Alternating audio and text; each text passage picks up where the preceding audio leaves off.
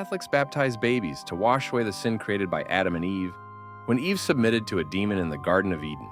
The usefulness of this borderline pagan ceremony, which involves salt, oil, and a gown, is easy to debunk, especially since baptizing babies is nowhere to be found in the Bible. We are all tainted with the sin of Adam and Eve. Only faith in Jesus and his death on the cross can wash away our sin. No need for a gown, salt, oil, or even a priest for that matter. Protestants get baptized as a proclamation that they have accepted Christ as their Lord and Savior. That's it.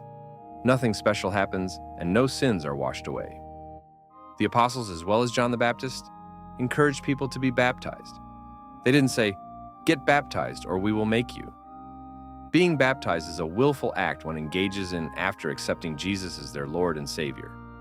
It's a proclamation based on faith in Christ, not a forced act. We willingly and joyfully partake in baptism because we are saved, not because we want to be saved. Babies can't partake in any activity other than expressing their hunger or that their diaper is wet.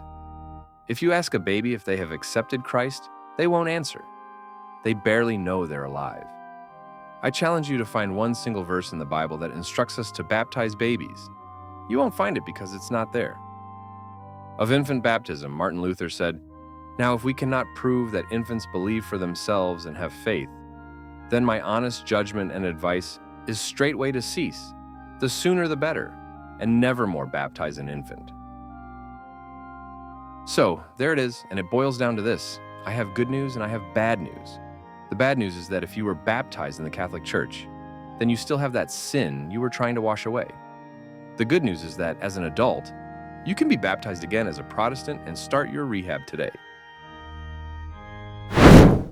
Next, on our list of the unbiblical is purgatory, because it's not real. The word purgatory does not appear once in any version of the Bible, not one single time. Lesson 4. Purgatory is not real. If you've never heard of purgatory, put your Catholic seatbelts on because it is so far out in left field. You would think that it was something straight out of Scientology or a Wes Craven horror movie. Fear and guilt go a long way to ensuring compliance in the Catholic Church. I was in the 2nd grade at Cathedral Grammar School when I was introduced to purgatory, Catholic catechism, and a bunch of other scary make-believe Catholic stuff. I found purgatory scarier than hell because, in my mind, I was going to heaven.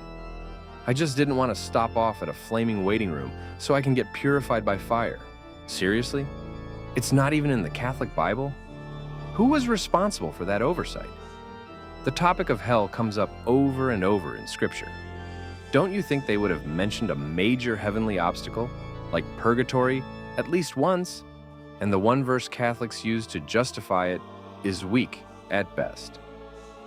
1 Corinthians 3:15 says, "If anyone's work is burned up, he will suffer loss, though he himself will be saved, but only as through fire." Seriously? Not sure how they translated this verse into a 1,000-degree heavenly waiting room. But once again, a pope, Pope Gregory I, has a hand in advancing this unbiblical concept. This is a major violation of basic biblical contextual study. There are some verses in Scripture that stand on their own and don't need context or an explanation. This isn't one of them. If you read starting in verse 1 through to verse 15, you will see that Paul, the author of 1 Corinthians, is clearly not talking about a fiery waiting room for heaven. Sometimes context is everything in Bible study. This is one example. Have you ever heard the phrase, "Christ died for our sins"? Do you know what that means? That's a rhetorical question because I'm about to tell you. Here's the problem. Purgatory minimizes the sacrifice Christ made on the cross. All of your sins, past, present, and future, are forgiven through the blood of Christ. Does that mean that you can go out and just sin? Sorry, doesn't work that way. Read Romans chapter 6 to find out why. So, there it is. Purgatory is not real.